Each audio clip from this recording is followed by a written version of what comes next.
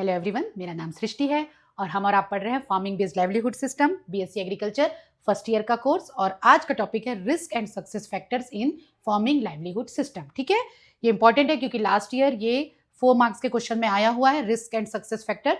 तो प्लीज इसे ध्यान से देखिए, नोट डाउन करते जाइए। सबसे पहले हम समझते हैं कि रिस्क फैक्टर होता क्या है। ठीक है, when farming a livelihood system uncertainties can threaten its success. तो ये जो अनसर्टेनिटीज हैं यही रिस्क होती हैं। ठीक है, तो जब भी हम लाइवलीहुड सिस्टम बनता है तो कुछ रिस्क होता है, कुछ अनसर्टेनिटीज होती हैं जिसके कारण फार्मर का सक्सेस रेट जो है वो कम हो जाता है। यही अनसर्टेनिटीज क्या होती है, रिस्क होती हैं। और इन रिस्क को जानना इसलिए जरूरी है कि अगर हम उसको जान पाएंगे तभी तो हम उसको ओवरकम कर पाएंगे। ठीक है, और ओवरकम करने के बाद हमारा सक्सेस रेट, फार्मर्स का सक्सेस रेट इंप्रूव हो जाएगा। ठीक है, तो अब हम ये देखते हैं कि रिस्क फैक्टर्स होती कौन कौन सी हैं। ठीक है, इसमें है फाइनेंशियल कॉन्स्ट्रेंट्स, ठीक है, मार्केट इंस्टेबिलिटी, वीक इंफ्रास्ट्रक्चर, ठीक है, natural disaster and policy changes. ठीक है, ये पांचों जो है ये रिस्क है जिसके कारण लाइवलीहुड सिस्टम जो है वो उसका सक्सेस कम हो जाता है। फर्स्ट है फाइनेंशियल कॉन्स्ट्रेंट्स, सेकेंड है मार्केट इनस्टेबिलिटी, थर्ड है वीक इंफ्रास्ट्रक्चर, फोर्थ है नेचुरल डिजास्टर एंड फिफ्थ है policy changes. Okay, recognising them early helps in designing preventive measures. ठीक है, हमको अर्ली स्टेजेस में इसको रिकॉग्नाइज करके प्रिवेंटिव मेजर्स हमको अपनाना चाहिए ताकि सक्सेस रेट बेटर हो। ठीक है, चलिए, तो हमने आप समझा कि रिस्क फैक्टर होता क्या है, कौन कौन से रिस्क फैक्टर हैं। अब हम इनके बारे में डिटेल में पढ़ते हैं।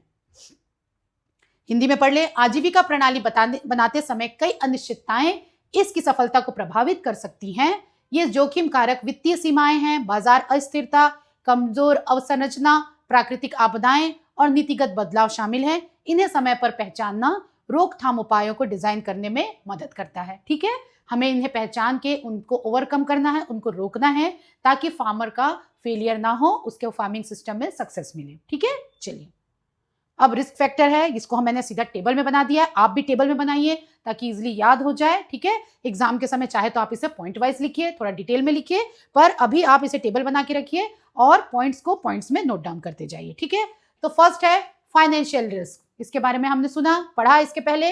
इसका मतलब क्या होगा, lack of startup capital, credit constraints and high interest rate. ठीक है, इसमें 3 पॉइंट है जो फार्मर को रिस्क देती हैं। फर्स्ट क्या है, लैक ऑफ स्टार्टअप कैपिटल, मतलब कैपिटल नहीं होना। ठीक है, किसी भी काम के लिए हमें स्टार्टिंग में पूंजी चाहिए। अगर आपके पास वो पूंजी नहीं है तो आप वो स्टार्टअप कैसे स्टार्ट कर सकेंगे। ठीक है, तो lack of startup capital. Second, credit constraint, bank से अगर आपको लोन नहीं मिल पा रहा है, आपके पास नहीं है, पर यदि बैंक अवेलेबल लोन दे देता है तो बेटर है। अगर नहीं मिल पा रहा है तो वो भी एक कॉन्स्ट्रेंट है। ठीक है, हाई इंटरेस्ट रेट, लोन अगर बैंक दे रहा है और हाई इंटरेस्ट रेट है तो भी फार्मर को नुकसान है। ठीक है, तो ये सारे तीनों जो कॉन्स्टेंट हैं ये कौन से कॉन्स्टेंट है, फाइनेंशियल रिस्क हैं। ठीक है, पूंजी की कमी, ऋण बाधाएं, उच्च ब्याज दरें। ठीक है, अब इसका एग्जांपल है SHG is unable to scale, FPO defaults. ठीक है, एसएचजी है वो है अगर उनको लोन नहीं मिलता है तो अपना वो काम शुरू नहीं कर पाते हैं। उसी तरह एफपीओ भी है, उनको भी क्रेडिट का नीड होता है। ठीक है, अब सेकंड पढ़ते हैं हम, मार्केट रिस्क। ठीक है, बाजार जोखिम, प्राइस फ्लक्चुएशन, ठीक है, मूल्य में उतार चढ़ाव, पुअर मार्केट लिंकेजेस, कमजोर बाजार संपर्क, डिपेंडेंस ऑन मिडिल मैन, बिचौलियों पर निर्भरता। ठीक है, प्राइस अगर किसी प्रोडक्ट का बार बार फ्लक्चुएट होता है, आपने उसको हाई स्केल में प्रोड्यूस कर लिया, अगर उसका रेट जो है मार्केट प्राइस डाउन हो गया तो आपको क्या हो जाएगा, आपको लॉस हो जाएगा। ठीक है, फिर पुअर मार्केट लिंकेजेस, आपने प्रोड्यूस कर लिया, आपको मार्केट से अगर प्रॉपर लिंकेज नहीं है तो उसमें भी आपको नुकसान हो जाएगा क्योंकि वो प्रॉपर मार्केट में पहुंच नहीं पाएगा। ठीक है, फिर थर्ड है डिपेंडेंस ऑन मिडिल मैन। ठीक है, मिडिल मैन जो होते हैं, बिचौलिए जो होते हैं, वो आपका भी कमीशन लेते हैं और जो वो प्रोड्यूस खरीद रहा है उससे भी कमीशन लेते हैं। ठीक है, आपको कम रेट में खरीदेंगे और उसको कम रेट में ज्यादा रेट में बेचेंगे, तो इस तरह से इन मिडिल मैन के कारण भी उसको फार्मर को नुकसान होता है। तो ये सारे क्या हुए, ये हुए मार्केट रिस्क। ठीक है, मूल्य में उतार चढ़ाव, कमजोर बाजार संपर्क और बिचौलियों पर निर्भरता। ठीक है, अब इसका एग्जांपल है vegetable growers hit by gluts, milk price crashes. ठीक है, तो वेजिटेबल ग्रोवर्स हैं जो वो ग्लट्स के कारण परेशान होते हैं, उनको परेशान किया जाता है और मिल्क प्राइस कभी कभी कम हो जाता है, तो जितने मिल्क प्रोड्यूसर हैं उनको भारी लॉस का सामना करना पड़ता है। ठीक है, अब थर्ड है टेक्निकल और नॉलेज रिस्क। ठीक है, ये कौन सा रिस्क है कि आपने कोई काम शुरू किया पर आप उसमें ज़्यादा स्किल्ड नहीं हैं, ज़्यादा टेक्निकल नहीं है, तो आपको लॉस होगा, क्योंकि आपकी एफिशिएंसी उस पर्टिकुलर फार्मिंग सिस्टम में नहीं है। तो फिर आपका काम जो है वो परफेक्शन में नहीं जाएगा, तो आपका सक्सेस रेट भी कम होगा, आपका इनकम भी कम होगा। ठीक है, तो लो skill level, इनएडिक्वेट training, adoption failure of new technology. ठीक है, तो फर्स्ट लिखिएगा आप लो स्किल लेवल्स, ठीक है, सेकेंड है इनएडिक्वेट ट्रेनिंग, और थर्ड है adoption failure of new take. ठीक है, तो कम कौशल स्तर, मतलब स्किल लेवल जो है किसानों का वो कम है। ठीक है, उनको ट्रेनिंग की जरूरत है, जो ट्रेनिंग कभी कभी नहीं मिल पाती है, और एडॉप्शन और नई टेक्नोलॉजी को एडॉप्ट करने में किसान पूरी तरह से रेडी नहीं है, तैयार नहीं है, उसके कारण उनको नई तकनीक को अपनाने में विफलता है, जिसके कारण वो उन रिस्क का सामना करना पड़ता है, जैसे कि fishery farmers losing crops due to poor disease management. ठीक है, तो फिशरी फार्मर्स जो है वो जो फिशरीज में आने लग रही है बीमारियां, उन बीमारियों को कंट्रोल करने में टेक्नोलॉजी से ज्यादा जानकारी नहीं है उनको, इसके कारण उनको हैवी लॉस का सामना करना पड़ता है। ठीक है, तो ये कुछ एग्जाम्पल हुए हैं, ये आपके 3 रिस्क हैं, हम आगे और देखते हैं, और इन तीनों रिस्क का डिस्क्रिप्शन है। ठीक है, तो आप इसको नोट डाउन कर लीजिए, चाहे आप स्क्रीनशॉट ले लीजिए। फर्स्ट है financial risk, market risk, technical और नॉलेज रिस्क। 3 पॉइंट हो गए हैं, और तीनों का डिस्क्रिप्शन है, तीनों के एग्जाम्पल हैं। चलिए नेक्स्ट है, फोर्थ है इंफ्रास्ट्रक्चर रिस्क। ठीक है, इनएडिक्वेट storage, cold chains, इनएडिक्वेट storage, cold chains, transport, digital gaps. ठीक है, अपर्याप्त भंडारण, कोल्ड चेन, परिवहन और डिजिटल कमी, इन सब चीज की कमी होती है। इसके कारण क्या होता है कि फार्मर का जो प्रोड्यूस है वो जल्दी मार्केट में अगर नहीं पहुंच पाया तो वो सारा खराब हो जाता है, डैमेज हो जाता है, और उसको लॉस होता है। तो फर्स्ट लिखेंगे आप इनएडिक्वेट स्टोरेज, सेकेंड है इनएडिक्वेट कोल्ड चेन्स, ठीक है, कोल्ड स्टोरेज की कमी हो जाती है, थर्ड है इनएडिक्वेट ट्रांसपोर्ट, जिसके कारण वो मार्केट में पहुंच नहीं पाता है, और डिजिटल गैप्स। ठीक है, ये सब के कारण क्या होता है, किसान जो है वो इंफ्रास्ट्रक्चर अवसंरचना जोखिम में रहता है। ठीक है, example post harvest losses and lack of rural roads. ठीक है, अब नेक्स्ट चलते हैं, नेक्स्ट है क्लाइमेट एंड नेचुरल रिस्क। ठीक है, जलवायु एवं प्राकृतिक जोखिम, ड्रॉट, फ्लड, पेल, डिजीजेस, क्लाइमेट वेरिएबिलिटी, इन सब के कारण क्या होता है, क्रॉप प्रोडक्शन अचानक कभी कभी बहुत लो हो जाता है और किसान को बहुत नुकसान का सामना करना पड़ता है। ठीक है, जैसे सूखा, बाढ़, कीट रोग, जलवायु परिवर्तनशीलता। ठीक है, और इसका एग्जांपल है crop failure, live stock epidemics. Live stock में अगर कोई एपिडेमिक आ जाता है तो सारे लाइव स्टॉक खत्म हो जाते हैं। पोल्ट्री में आपने देखा होगा, बहुत कॉमन। ठीक है, पोल्ट्री में कोई भी डिजीज आती है तो पूरे एक साथ सारे पोल्ट्री जो बिजनेस हैं वो पूरे ठप हो जाते हैं। ठीक है, तो ये है रिस्क। ठीक है, अब नेक्स्ट में चलते हैं हम, सोशल एंड इंस्टीट्यूशनल रिस्क। ठीक है, weak collective action, governance issues, elite capture, कमजोर सामूहिक कार्रवाई, शासन मुद्दे और प्रभुत्व। ठीक है, मतलब कुछ चीजें जो हैं वो सामाजिक रिस्क हैं और संस्थागत रिस्क हैं, इंस्टीट्यूशनल रिस्क है। उसमें क्या होता है, कमजोर सामूहिक कार्रवाई, मतलब एक परफेक्ट ग्रुप नहीं है किसी चीज के लिए, किसान अकेला पड़ जाता है, उसकी हेल्प नहीं हो पाती है। दूसरा गवर्नेंस इशू, शासन के कुछ नीति नियम है जिससे भी किसान को नुकसान होता है और वो बढ़ नहीं पाता। और तीसरा है एलाइट कैप्चर, कुछ कोई मार्केट या कोई एरिया या कोई प्रोड्यूस को कोई बिजनेसमैन, बहुत बड़ा बिजनेसमैन कैप्चर करके रखा है जिसमें किसी भी किसान को एंट्री नहीं मिल पाती है, तो उसके कारण अगर वो उस तरह की खेती कर रहा है, उस तरह की फार्मिंग सिस्टम अडॉप्ट कर रहा है, तो उसमें उसको नुकसान हो सकता है। ठीक है, तो ये हो गई उसके रिस्क।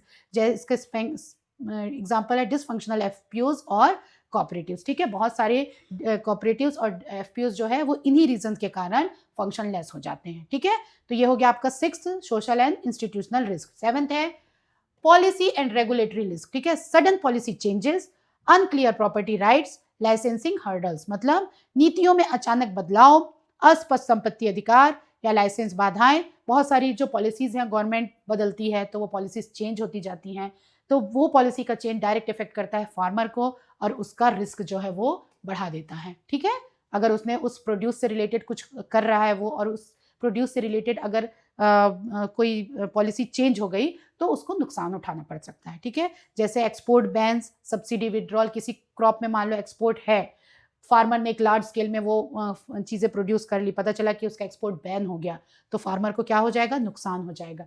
सिमिलरली किसी फर्टिलाइजर में, सीड्स में सब्सिडी है, फार्मर ने सोचा, प्लान किया कि ये मुझे लगाना है और पता चला कि उसकी सब्सिडी विड्रॉ हो गई है, बंद कर दी गई है, तो ये फार्मर को नुकसान हो जाएगा। तो ये सारे क्या है, जोखिम है। ये जोखिम है जो किसानों को हो सकते हैं। हमें ये जोखिम जानना इसलिए जरूरी है ताकि समय रहते हम इसे सुधार कर सकें और किसानों को अपने इंटीग्रेशन का, फार्मिंग सिस्टम का पूरा फायदा मिल सके। ठीक है, चलिए इसको भी आप नोट डाउन कर लीजिए, चाहे तो स्क्रीनशॉट ले लीजिए। चलिए अब है सक्सेस फैक्टर। ठीक है, रिस्क क्या है? जिस चीजों से किसान के सक्सेस की रेट कम होती है। सक्सेस फैक्टर क्या है? ऐसी बातें जिससे किसान का सक्सेस रेट बढ़ता है। ठीक है, दोनों एक दूसरे में अपोजिट है पर इंटर रिलेटेड है। ठीक है, तो अब हम पढ़ेंगे सक्सेस रेट, मतलब सक्सेस, सफलता कारकों का परिचय या introduction to success factors. Okay, alongside risk there are also success factors that increases the likelihood of sustainability and growth। ठीक है, जो हमारी सस्टेनेबिलिटी और ग्रोथ को बढ़ाने की कोशिश करता है वो होता है क्या? Success factor. Okay, adequate finance, इसमें क्या क्या है? एडिक्वेट फाइनेंस, ठीक है, strong market linkages, skill building, ठीक है, good governance and policy support. ठीक है, ये सारी चीज हैं जो लाइवलीहुड सिस्टम को फ्लोरिश करने में हेल्प करता है। ठीक है, तो ये 5 पॉइंट हैं जो सक्सेस फैक्टर को बताते हैं। ठीक है, हम देखते हैं इन पॉइंट्स के बारे में डिटेल। ठीक है, जोखिमों के साथ साथ सफलता के कारक भी होते हैं जो स्थिरता और विकास की संभावनाओं को बढ़ाते हैं। पर्याप्त वित्त, मजबूत बाजार संपर्क, कौशल निर्माण, अच्छा शासन और नीतिगत समर्थन आजीविका प्रणाली को प्रगति करने में मदद करते हैं। ठीक है, तो ये हो गया आपका हिंदी में सफलता कारकों का परिचय। अब हम इनके बारे में पढ़ते हैं कौन कौन से हैं सफलता कारक या सक्सेस फैक्टर। फर्स्ट है एडिक्वेट एंड टाइमली फाइनेंस। ठीक है, हमने पहले देखा था फाइनेंशियल रिस्क, ये उसका जस्ट अपोजिट है कि अगर समय पे हमको फाइनेंशियल हेल्प मिल जाए तो किसान क्या करेगा? अपना सक्सेस रेट बढ़ा सकेगा। ठीक है, जैसे low cost credit, revolving funds और इंश्योरेंस, ये 3 चीजें हैं। इन 3 चीजों की अवेलेबिलिटी अगर किसान को है तो वो क्या करेगा? कम लागत ऋण, पुनर्वृत्ति निधि और बीमा, अगर ये तीनों हैं उसके पास तो उसकी जो है वो रिस्क कम हो जाएगी, रिड्यूस वल्नरेबिलिटी टू शॉक्स, उसके जो जोखिम है वो कम हो जाएंगे और उसका सफलता का चांसेस जो है वो बढ़ जाएगा। ठीक है, नेक्स्ट पॉइंट है स्ट्रॉन्ग मार्केट लिंकेजेस। ठीक है, एग्रीगेशन, एग्रीगेशन मतलब ग्रुप बना के मार्केटिंग करना। ठीक है, कॉन्ट्रैक्ट फार्मिंग, अनुबंध मार्केटिंग करना जिसमें प्रोड्यूस होने से पहले ही किसी बायर से हमारा कॉन्ट्रैक्ट हो जाता है और जैसे प्रोडक्शन होता है बायर उसको लेके चला जाता है। ठीक है, तो ये हो गया कॉन्ट्रैक्ट फार्मिंग और एश्योर्ड बायर्स। ये तीनों के कारण क्या होता है?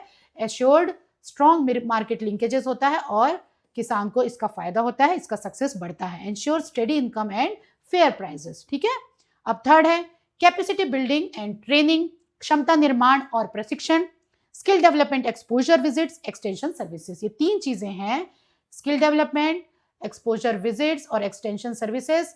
और इनके कारण क्या होता है? कौशल विकास, विस्तार सेवाएं, इनके कारण जो किसान हैं उनके में स्किल डेवलप होती है, न्यू टेक्नोलॉजीज के बारे में जानकारी होती है और जिसको वो अपने फार्मिंग बेस्ड लाइवलीहुड सिस्टम में अप्लाई कर सकते हैं। ठीक है, एग्जांपल है इंप्रूव्स प्रोडक्टिविटी एंड एडॉप्शन। ठीक है, इसका महत्व है कि ये प्रोडक्टिविटी और एडॉप्शन को बढ़ाता है। ठीक है, तो चलिए आप स्क्रीनशॉट ले लीजिए, इसका 3 पॉइंट यहाँ पे हो गया है। इसमें पहले लिखिए सक्सेस फैक्टर, फिर उसका डिस्क्रिप्शन, फिर व्हाई इट मैटर्स मतलब उसका क्या इंपॉर्टेंस है, क्यों वो जरूरी है। ठीक है, चलिए नेक्स्ट पढ़ते हैं हम। फोर्थ है इंफ्रास्ट्रक्चर सपोर्ट। ठीक है, storage, processing, cold chain, ICT, ये सब क्या होते हैं?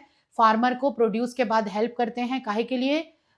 उसको स्टोरेज करने के लिए और उसकी मार्केटिंग के लिए। ठीक है, और इसका matters, why it matters, it reduces losses and adds values. ठीक है, तो भंडारण, प्रसंस्करण, कोल्ड चेन और आईसीटी के थ्रू क्या होता है? किसानों को इंफ्रास्ट्रक्चर सपोर्ट मिलता है और उसके प्रोड्यूस की वैल्यू बढ़ती है। ठीक है, अब है 5th पॉइंट है community participation and good governance, मतलब समुदाय सहभागिता एवं सुशासन, transparent management first, inclusive decision making second, women participation third. ठीक है, इसको हिंदी में बोलेंगे तो पारदर्शी प्रबंधन। ठीक है, समावेशी निर्णय और महिला भागीदारी। Community participation and good governance मतलब ग्रुप में जो पार्टिसिपेशन होता है उससे हर चीज, हर काम आसान हो जाता है। ठीक है, तो इसमें हमको चाहिए कि हम क्या करें? उस ग्रुप का मैनेजमेंट ट्रांसपेरेंट हो, सबको सब पता चले कि क्या हो रहा है वहां पे। ठीक है, इंक्लूसिव डिसीजन मेकिंग, हर मेंबर डिसीजन मेकिंग में इन्वॉल्व हो। ठीक है, वुमेन का पार्टिसिपेशन बढ़े, ठीक है। और ये इसका महत्व क्या है, it builds trust and sustainability, ठीक है। ग्रुप में जब इस तरह की ट्रांसपेरेंसी होती है तो सब एक दूसरे ऊपर भरोसा करते हैं और वो ग्रुप जो है वो सक्सेस को बढ़ाता है, ठीक है। चलिए अब है 6th point, risk mitigation mechanism, मतलब जोखिम शमन तंत्र। Crop, live stock insurance, diversification, climate smart practices, ये प्रैक्टिसेस है जो जोखिम को सहने की क्षमता देती है किसान को। क्या, क्रॉप के साथ आप लाइव स्टॉक का भी इंश्योरेंस करवाइए, ठीक है। डाइवर्सिफिकेशन लीजिए, क्रॉप के साथ आप दूसरे इंटरप्राइजेस को इंटीग्रेट करिए। अगर एक क्रॉप फेलियर हो रही है तो दूसरी चीजों से आपको फायदा हो जाएगा, ठीक है। क्लाइमेट स्मार्ट प्रैक्टिसेस, मतलब क्लाइमेट के आधार पर प्रैक्टिसेस करिए, ठीक है। तो इससे क्या होगा, आपका जो सक्सेस रेट है वो बढ़ेगा, ठीक है। तो ये 3 पॉइंट है। और फसल पशुधन बीमा, विविधीकरण, जलवायु स्मार्ट प्रथाएं, इसका महत्व क्या है, इंपॉर्टेंस क्या है, इट शील्ड्स अगेंस्ट शॉक्स, ठीक है, जोखिम से ये किसानों को बचाता है, ठीक है। तो ये हो गया रिस्क मिटिगेशन मैकेनिज्म। अब 7th पॉइंट है पॉलिसी सपोर्ट एंड कन्वर्जेंस, ठीक है, synergy with government schemes, ease of doing business, सरकारी योजनाओं के साथ तालमेल, कारोबार करने में आसानी, ठीक है। और ये क्या करता है, इसका महत्व क्या है, इट स्ट्रेंथन द विएबिलिटी, ठीक है। तो यहाँ पे आपका ये सारा जो सक्सेस फैक्टर्स है ये खत्म होता है। तो यहाँ पे सारा आपका सक्सेस फैक्टर भी खत्म होता है। ये 7 पॉइंट्स हैं, आप इसको भी स्क्रीनशॉट ले लीजिए।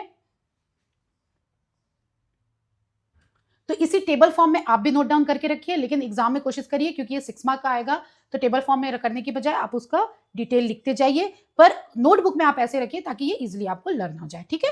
तो ये हो गया आपका सक्सेस फैक्टर्स के पार्ट 2, ठीक है। तो ये वीडियो यहीं पर खत्म होता है। हमने क्या देखा, रिस्क फैक्टर क्या होता है, ठीक है, कौन कौन से रिस्क फैक्टर हैं, उसका क्या इंपॉर्टेंस है और उसको हम कैसे ओवरकम कर सकते हैं, ठीक है। फिर हमने सक्सेस फैक्टर देखा, कौन कौन से सक्सेस फैक्टर हैं और उसका क्या इंपॉर्टेंस है और उससे हमको कैसा फायदा हो सकता है, ठीक है। तो रिस्क फैक्टर और सक्सेस फैक्टर दोनों को जानना जरूरी है। हमें कोशिश करना है कि रिस्क फैक्टर हम कम करें और हमें कोशिश करना है कि हम सक्सेस फैक्टर बढ़ाएं, ठीक है, ताकि किसानों को रिस्क कम उठाना पड़े, जोखिम कम उठाना पड़े और उसे सफलता ज्यादा मिले, ठीक है। तो ये वीडियो यहीं खत्म करें। अब नेक्स्ट वीडियो में फिर मिलते हैं नेक्स्ट टॉपिक के साथ। तब तक के लिए बेस्ट ऑफ लक। अगर आपने सब्सक्राइब नहीं किया है तो कर लीजिए, नोटिफिकेशन ऑन कर लीजिए और अपने दोस्तों के साथ शेयर करिए। Okay, done.